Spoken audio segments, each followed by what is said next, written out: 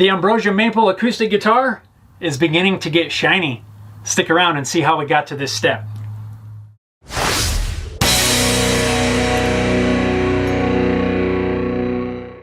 What's going on, everyone? Welcome back to the workshop. I hope you're doing awesome. Moving right along on the acoustic guitar build. I feel like we're sort of in the final push. We're getting so close to being able to get some finish on this guitar. Right now, I just kind of am in that mode where I want to just push forward, keep going, and get this thing sprayed with finish so that we can wrap this up. If you saw in the last video, you'll know that I've made the bridge for this guitar, and that's important at this step because I'm at the point where I need to set both the left to right angle as well as the neck angle to get everything in alignment. The center line of the neck has to line up with the center line of the body, which has to line up with the center line of the bridge, but we also need to have the right height, the right tilt to the neck so that it is in the right alignment with the bridge.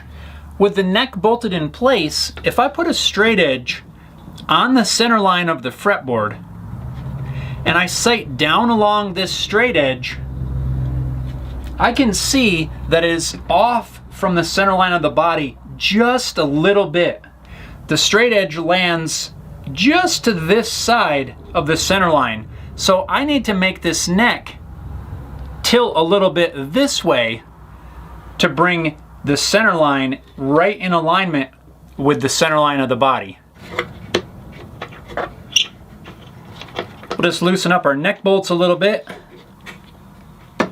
By loosening those neck bolts, that's going to allow us to open up this gap here between the body and the neck.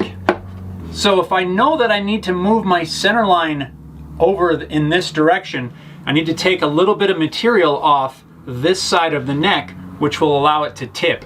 To do that, I've got a piece of, this is 120 grit sandpaper.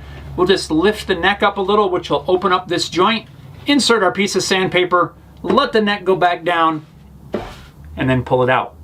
That's why they call it flossing. It's like flossing your teeth or something like that. Between you and me, this is my least favorite step of this entire process.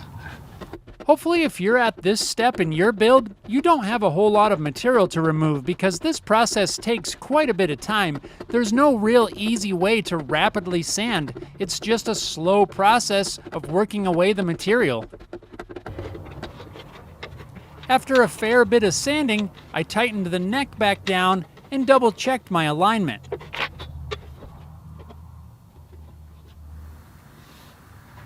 That looks good.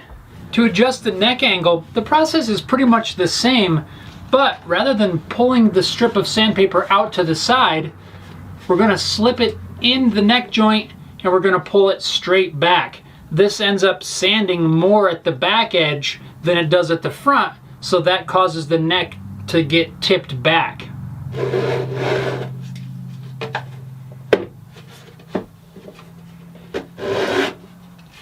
One thing that's important at this step, though, is to count the number of pulls, and you want to do the same number of pulls on both sides of the neck. If you sand more on one side than the other, you're going to change the angle left to right. In order to keep it the same, you got to do the same amount of pulls on either side.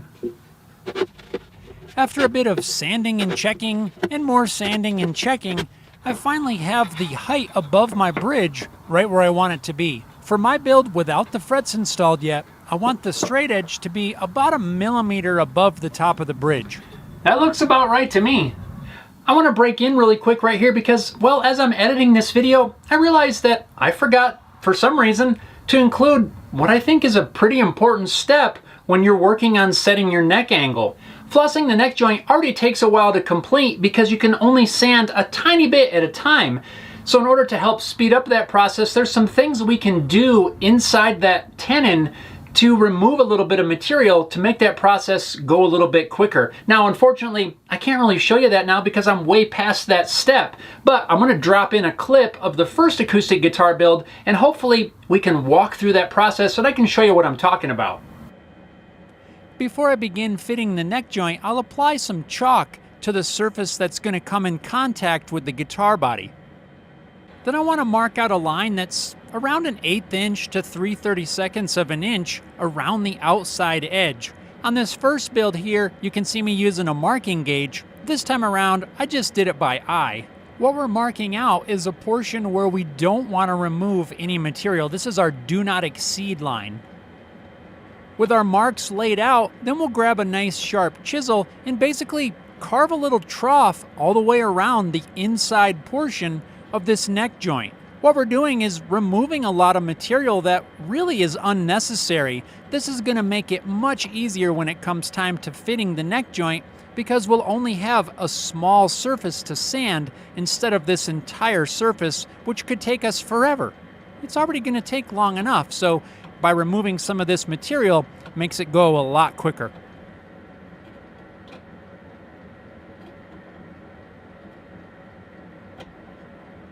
Hopefully that makes sense. Don't skip that step because it does save you quite a bit of time during this flossing process. Let's get back to the build. With the neck angle set, I'm at the point now where I can pull this tape and stuff off of here, do the final sanding before we apply any finish. I will lose my center line that I've marked on there, but that's okay. It's going to be easy enough to lay that out because I will need to mask off this area under the bridge as well as under the fretboard extension. For now, we'll just take this back apart and spend a fair bit of time sanding this body, at least up to 320, maybe a little bit higher. We'll see what it looks like when we get to that stage. I decided after the first round of sanding that I want to go ahead and add a little bit of grain filler to this elm binding. Since most of this guitar is maple, I'm not too worried about the pores there, but I do want to address this elm just to make sure we get a nice smooth finish once we get to that step.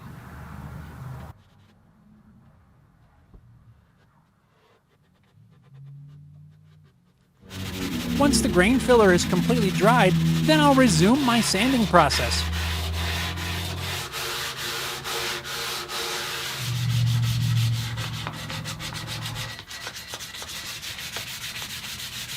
With all the fun sanding out of the way, now I'm going to reinstall the neck, double check my alignment. I want to make sure that I didn't somehow sand enough material to change the neck alignment.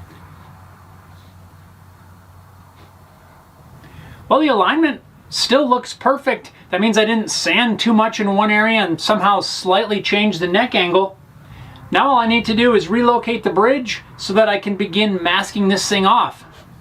Before I put the bridge back in place, I'll first put some tape down about where it's going to land. Then I'll carefully measure out the location of the bridge, and with it temporarily held in place with some tape, I'll trace around the outside of the bridge. Using a sharp X-Acto knife, I'll cut slightly inside of my pencil line and remove the tape on the outside, leaving the footprint of the bridge taped off. We'll just do a quick double check to make sure that all of the tape is completely covered underneath the bridge. While I'm at it, I decided to go ahead and mask off the fretboard extension as well as the sound hole to keep finish out of the center of the guitar. With everything masked off, we're ready to start spraying the sanding sealer. I'm using a water-based finish for this, starting off with this Crystal-Lac Amber Toned Sanding Sealer. Since it's a water-based finish, you don't get that yellowing that you typically get with an oil finish. So by using an Amber Tone Sealer, kind of brings some of that amber back into the finish.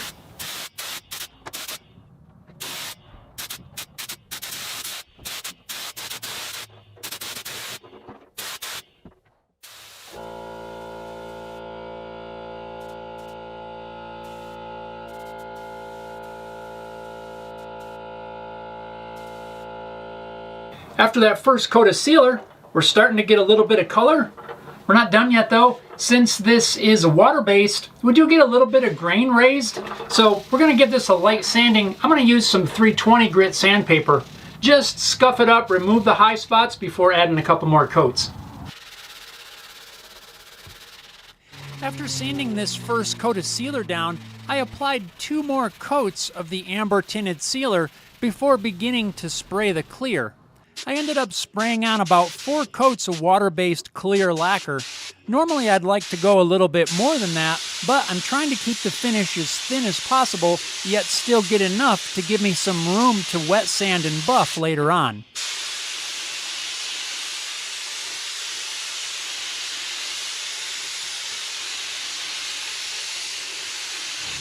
And that's a wrap on this project, at least for Well, the next 2 weeks or so as we wait for this finish to cure, it's already got a pretty nice shine on there. I think it's really going to look awesome once we're able to get it all level sanded and buffed out. Hope you enjoyed this one. Make sure you subscribe to the channel so you don't miss when I get back to this build in a couple weeks. Meanwhile, I got a few other projects to get to that you might want to check out as well. So stay tuned, and thanks a lot for watching. We'll see you next time.